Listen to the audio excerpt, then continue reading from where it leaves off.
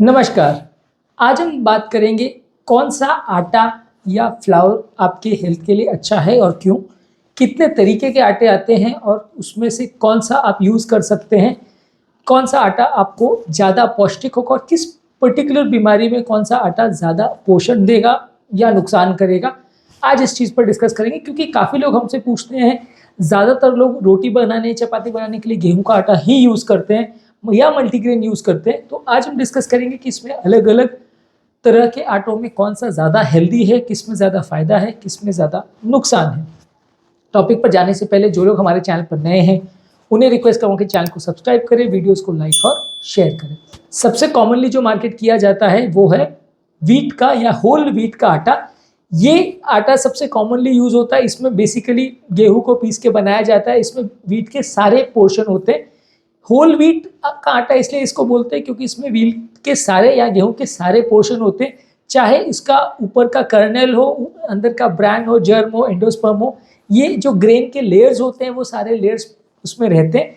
इसलिए इसमें fibre content अच्छा होता है, विटामिन बी कॉम्प्लेक्स अच्छा होता है, मिनरल्स अच्छे होते हैं, मैग्नीशियम, जिंक, फाइटोकेमिकल्स अच्छे होते हैं। तो ये आटा को आप रोटी वगैरह के लिए अगर यूज़ करते हैं तो ये ज़्यादा अच्छा है। ब्लड शुगर लेवल्स भी इससे अच्छे मेंटेन रहते हैं, शुगर लेवल्स बढ़ते नहीं हैं। फाइबर कंटेंट अच्छा है जो डाइजेशन के लिए अच्छा है और हार्ट की हेल्थ के लिए भी ओवरऑल अच्छा है। तो इसको अलग अलग कॉम्बिनेशंस में यूज़ कर सकते हैं, अलग अलग चीज़ों में यूज़ कर सकते हैं। होल व्हीट से अगर बनाया हुआ अगर आप आटा लेते हैं तो ये कंपेरेटिवली थोड़ा हेल्दी माना जाता है मैदे के कंपेरिजन में। नेक्स्ट है मल्टीग्रेन आटा।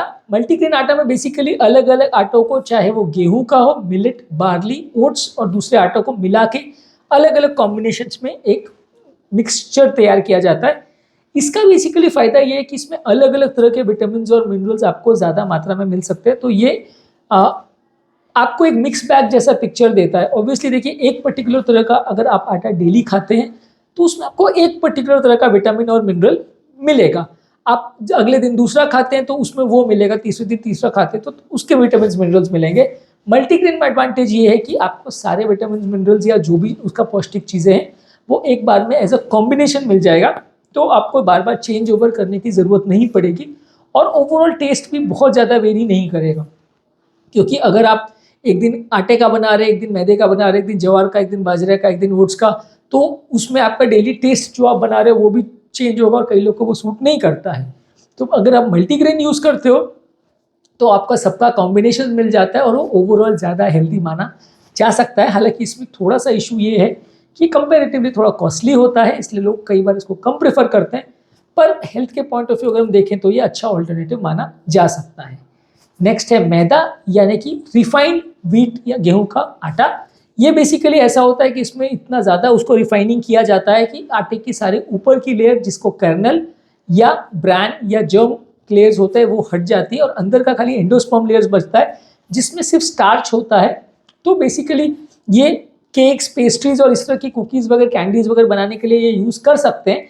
ज़्यादातर ये तली वाली चीज़ें बनाने के लिए ज़्यादा यूज़ होता है, लेकिन हेल्दी कम होता है क्योंकि इसमें जो अंदर का कंटेंट है वो खाली स्टार्च होता है, वही ज़्यादा मात्रा में होता है। बाकी सब ऊपर का जो बेनिफिट करने वाला फाइबर है, विटामिन मिनरल्स है, वो निकल जाता है। तो इसको ज़्यादा मात्रा में यूज़ करना आपके लिए अच्छा नहीं है। ये उतना फ़ायदा नहीं करता, उतना न्यूट्रिशियस नहीं होता है। नेक्स्ट है बेसन।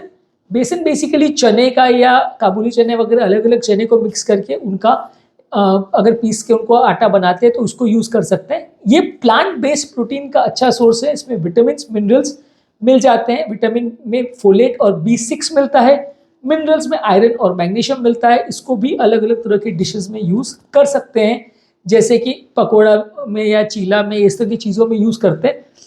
पकौड़े वगैरह खाने में कंपेरेटिवली बेसन का आटे का न्यूट्रिशन अच्छा है, लेकिन प्रॉब्लम उसमें यह कि इतना ज़्यादा ऑयल यूज़ होता है वो नुकसान करता है। यानी पकौड़े चीले खाने में आपको वैसे तो ठीक है कि न्यूट्रिशन पॉइंट ऑफ व्यू अच्छे हैं, पर एडेड इतना ज़्यादा ऑयल आ जाता है कि जो उसके फ़ायदे को न्यूट्रलाइज कर देता है और आपको ज़्यादा नुकसान होता है। इसलिए ज़्यादा पकौड़े खाना उल्टा हेल्थ के लिए बुरा है रादर देन अच्छा। इसके अलावा आलमंड यानी बादाम से बनाया हुआ फ्लोर भी होता है। यह ऑब्वियसली थोड़ा कॉस्टली क्योंकि आप बादाम से बना रहे हो। इसमें healthy fats, proteins, vitamin B complex और विटामिन ई और कैल्शियम और मैग्नीशियम के मिनरल्स होते हैं। इसमें कार्बोहाइड्रेट कंटेंट कम होता है, इसलिए ये जो लोग लो कार्बोहाइड्रेट डाइट ले रहे हैं उनके लिए अच्छा है, डायबिटिक लोगों के लिए अच्छा है।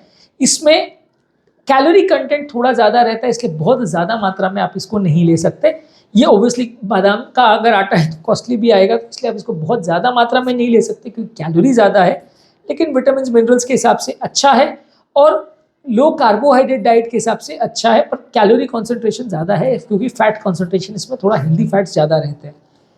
नेक्स्ट है कोकोनट फ्लोर, यानी कि कोकोनट मिल्क को एक्सट्रैक्ट करके उससे बनाया जाता है ये आटा। ये नॉर्मली ग्लूटेन फ्री रहता है और थोड़ा सा मीठा इसका टेस्ट रहता है। फाइबर, प्रोटीन और हेल्दी फैट्स का कंटेंट अच्छा रहता है। इसको आप उन लोगों में यूज़ कर सकते हो जिनको ग्रेन फ्री या ग्लूटेन फ्री डाइट के लिए बोला जाता है।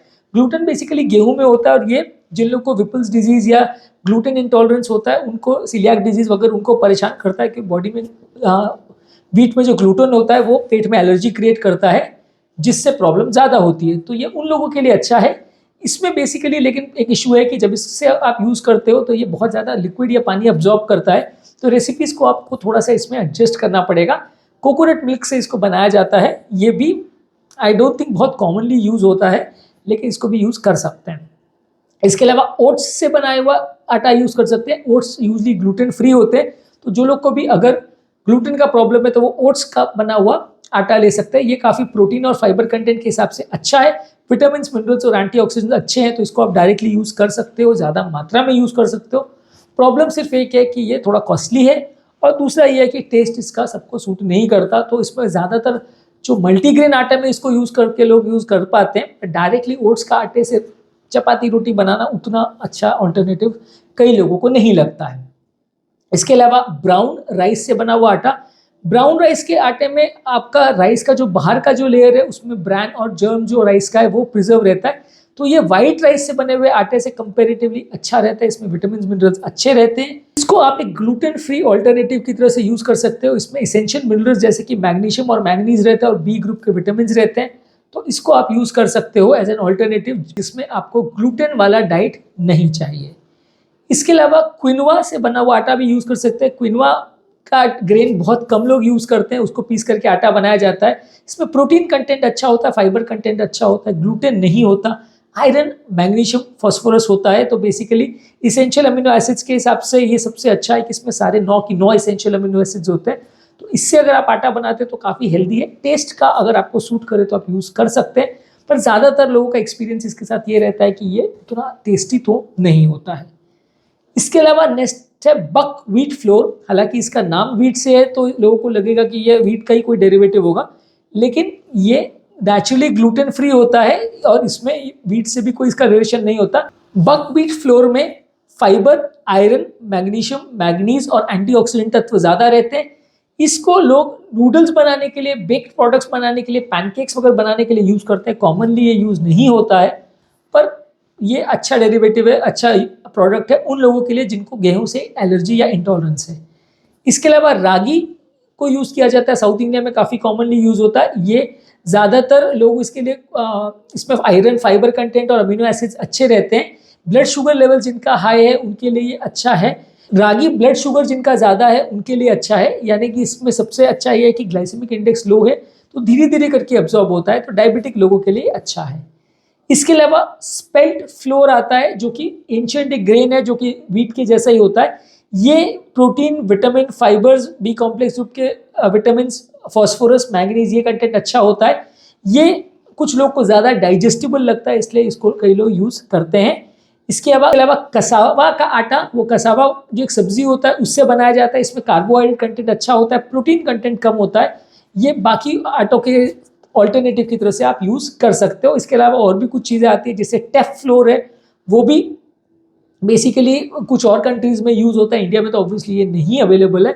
इसमें ग्लूटेन फ्री कंटेंट है, आयरन, कैल्शियम और रेजिस्टेंट स्टार्च होता है। एक फाइबर कंटेंट भी इसमें अच्छा होता है। ये इथोपिया में ज़्यादा पाया जाता है, तो इसको भी यूज़ कर सकते हैं, पर ऑब्वियसली ये हमारे लिए उतने इंपॉर्टेंट नहीं है। मॉरल ऑफ द स्टोरी इसकी अगर आप बात करते हो आटों की, तो सबसे कॉमन है गेहूं से बना हुआ आटा, जिसे होल व्हीट का आटा बोलते हैं। ये सबसे कॉमनली यूज होता है एक्सेप्ट उन लोगों को जिनको ग्लूटेन इंटॉलरेंस है। इसके अलावा आप जो आटा यूज़ करते हो वो मैदा है। मैदा जो है बहुत रिफाइंड गेहूं से बनाया जाता है, इसमें स्टार्च ज़्यादा होता है, इसलिए उतना हेल्दी नहीं है। बेसन है वो चने से बनाया जाता है, वो हेल्दी है, पर अगर ज़्यादा ऑयल के साथ बनाएंगे तो उतना हेल्दी नहीं है। इसके अलावा ओट्स से बना हुआ आटा फाइबर कंटेंट ज़्यादा अच्छा होता है, प्रोटीन्स अच्छे होते हैं। अगर आप प्रॉपरली इसको यूज़ कर सकते हैं तो अच्छा है। मल्टीग्रेन में सबसे फ़ायदा ये है कि सारे आटों का एक मिक्सचर मिल जाता है, तो टेस्ट उतना चेंज नहीं होता, आप इसको यूज़ कर सकते हैं। तो आपको अलग अलग तरह का एडवांटेज इसमें मिलेगा। इसके अलावा ब्राउन राइस का आटा, क्विनोआ का आटा, बकव्हीट आटा, रागी का आटा, स्पेल्ट फ्लोर, टेफ का आटा, कैसावा जो एक पौधा होता है उसका आटा, ये सारी चीज़ें उतनी कॉमनली मार्केटेड नहीं होते हैं। ये सारी चीज़ें बहुत स्पेसिफिकली आप ढूंढोगे तो आपको मिलेगी, मार्केट में अदरवाइज नहीं मिलेगी। तो ये सारी चीज़ें जानना ज़रूरी है, पर इसमें उतना ज़्यादा आपके लिए रेलेवेंस नहीं है। सबसे moral of the story is important कि आप आटा गेहूं वाला सबसे कॉमनली यूज़ करिए। अगर एलर्जी है तो आप दूसरे तरह का ओट्स वगैरह या दूसरे तरह का ग्लूटेन फ्री आटा यूज़ कर सकते हैं।